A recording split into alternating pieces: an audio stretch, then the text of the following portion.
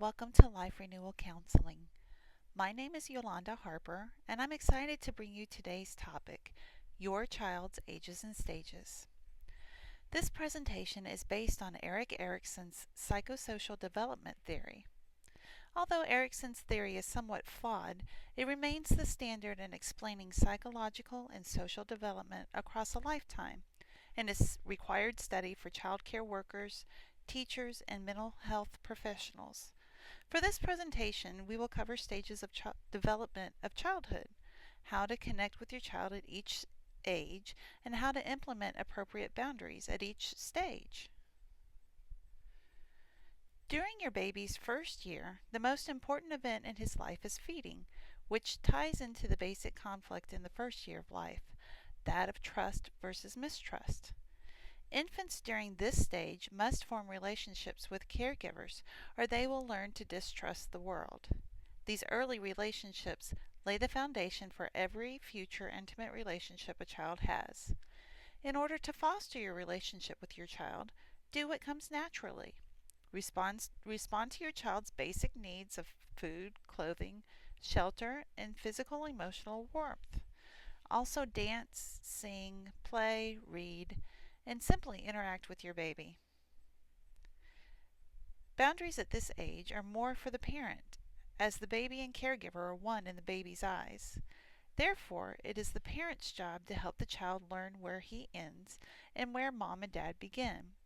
This affects areas such as breastfeeding, sleeping, and how quickly you respond to your older infant's non-urgent cries. The best discipline at this age is to baby-proof and redirect. Toddlerhood, from ages 1 to 3 years, brings the conflict of autonomy versus shame. Toddlers must develop a sense of self-confidence and begin to have a feeling of mastery over their world, or they develop shame and doubt in their abilities. This is seen in the important event of toilet training during this time. This autonomy and independence is also heard in the toddler's classic motto, "I do it myself." There's an ebb and flow to this feeling of independence, however, so caregivers need to remain present and responsive to needs for when their little one comes running back for reassurance. Parents can help toddlers learn to manage their intense emotions when balancing this independence with the reassurance they need by providing a transitional item, such as a special blanket or stuffed animal, for when they venture out into the scary world. Feeling out of control is also very scary for toddlers, and parents who stick to firm and loving boundaries help their toddler to feel more in control. There is a story of a fence being removed on a preschool playground. The children who once ran around freely began huddling in the middle of the playground because the safety of their boundary had been removed. Parents who remain non-emotionally reactive when their toddlers lose control help their child learn to gain control of their emotions. During early childhood, from 3 to 5 years old, the challenge children face is that of feeling that they can take initiative and complete tasks in their life, or they have guilt resulting from not feeling these accomplishments. The most important event during this time of life is play and exploration. Play is how children learn motor skills, problem-solving skills, communication skills, how they build cognitive development, express feelings, gain self-confidence, explore reality, gain control, and share experiences with others. As you can see, play takes precedence over structured academic environments, and play shifts the child's focus from solely within in the family to outwards towards friends. During this time, boundaries need to be non-emotionally reactive so that you can teach your child to verbalize his needs and wants appropriately. A timer is a great tool to set boundaries while removing intense emotions. You can find out more about using the timer by watching the 5 discipline mistakes parents make video. Another option is a time in corner, a place with soft toys, blankets, crayons, and paper where the child can go to express her emotions in a place that's safe for herself and for others. Middle childhood encompasses the years from ages 6 to 11, where the major event in the child's life is school. This season's conflict is that of industry versus inferiority, where children develop a sense of competence to master and complete a task, or learn to feel inferior.